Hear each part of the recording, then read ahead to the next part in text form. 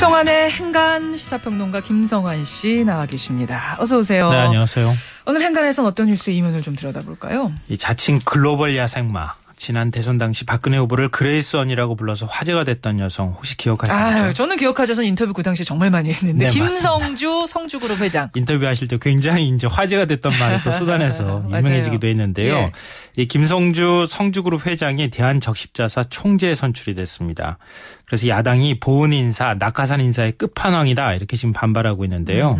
한적 총재로 돌아온 김성주 그 행간을 좀 살펴볼까 합니다. 그러니까 지금 내정이 된 거죠? 일단 선출은 됐고요. 대통령 임명 절차만 남아 있습니다. 예. 네. 김성주 회장.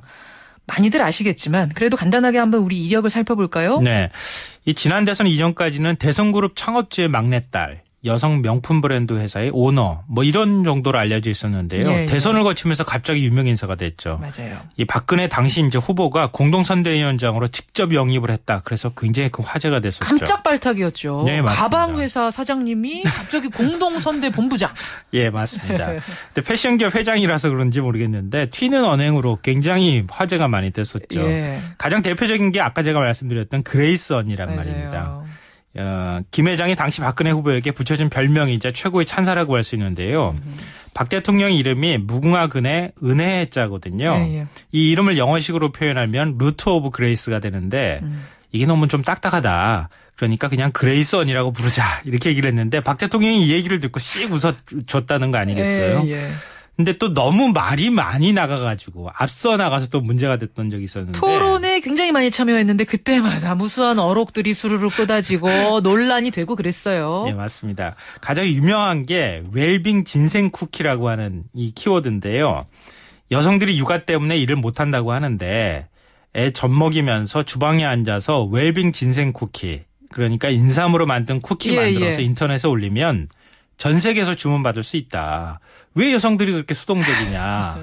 이렇게 해서 나도 이제 진생 쿠키 만들어야지 뭐 이런 얘기를 많이 애 젖 먹이면서 웰빙 진생 쿠키 만들어서 세계에 팔아라. 네, 이런 맞습니다. 거였어요. 그리고 뭐 당직자들하고 사진 찍는데 젊은 당직자한테 나 연기 좋아하는데 가까이 와서 찍어요. 뭐 이렇게 해서 연기 발언 때문에 굉장히 유명해지기도 했었죠. 근데 그 이후에 한동안 조용했다 갑자기 이름이 이제 등장한 겁니다. 대한적십자사의 총재.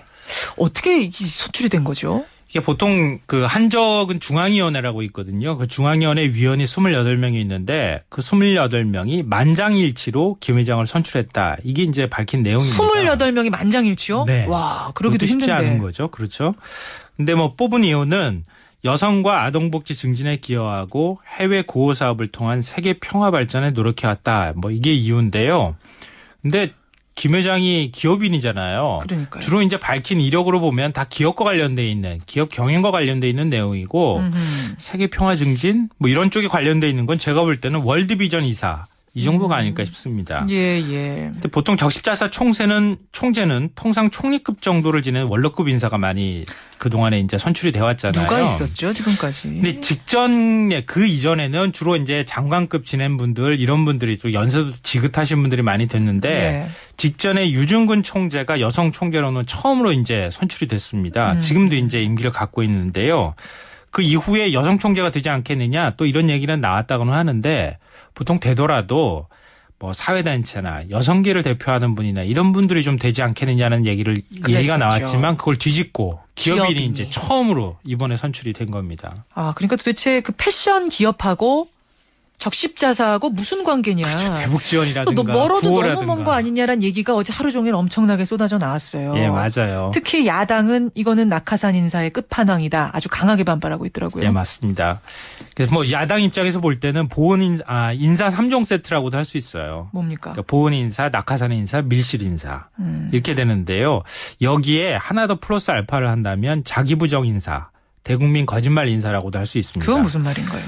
나중에 또 제가 말씀드리면 될 것 같은데요. 예. 그 대국민 거짓말 인사라는 얘기 무슨 말이냐면은 김 회장이 그동안 정치를 할 것인지 안 할 것인지 굉장히 관심이 됐거든요. 맞아요. 그 질문 많이들 받았죠. 예.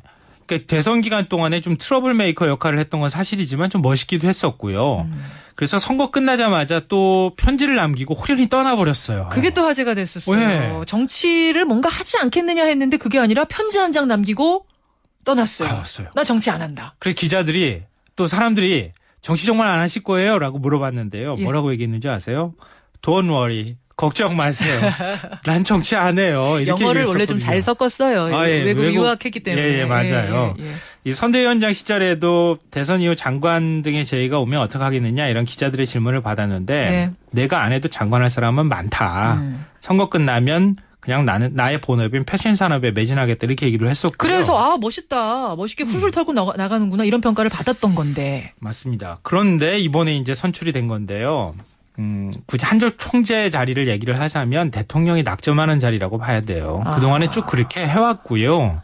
대통령이 또 명예 총재이기도 합니다. 한적에. 예. 그렇기 때문에 대통령의 의중이 반영되지 않은 인사라고 말할 수가 없는 것이죠. 그렇군요. 근데 김 회장이 뭐 기업인이라고 해서 한적 총재에 임명되지 말라는 법은 없겠죠. 물론 여성이어서도 안 된다고 하는 이유도 없는 거고요. 예. 근데 문제는 그동안에 과연 한족 총재와 관련되어 있는 전문성, 한족 총재와 관련된 일을 해왔느냐, 또 우리 사회에 두루두루 공감대를 얻을 수 있는 인물이냐 하는 문제인데요. 그렇죠. 그런 측면에서는 뭔가 좀 아닌 것 같다 하는 얘기가 나오는 겁니다. 예. 그렇기 때문에 대선 공신이자 또 공동선대위원장을 역임을 했던 사람을 그냥 보온성 차원에서 임명한 것 아니냐 이런 말이 나오는데요. 예.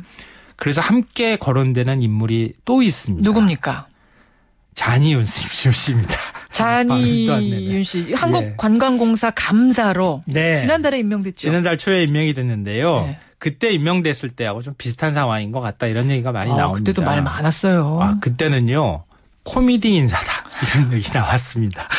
이 한 장짜리 자기소개서를 당시에 이제 제출을 했다고 하는데요. 네. 그 자기소개서에 감사는 대통령님의 국정 철학과 문화건강 정책을 이해하고 사장님의 경영 방침을 적극적으로 뒷받침하는 자리입니다. 이렇게 돼 있어서 네. 감사는 견제하는 자리인데 그렇죠. 뒷받침하는 자리라고 하니까 그 자리도 이해를 못하는 사람은 어떻게 임명하냐 이런 얘기 나왔거든요. 이런 보온성 인사 이번이 딱 마지막이었으면 좋겠다 이런 생각도 해봅니다. 여러분은 어떻게 생각하십니까? 김성주 회장 오늘 그 뒷이야기 짚어봤습니다. 수고하셨습니다. 네, 고맙습니다. 잠시 후에 뵙죠.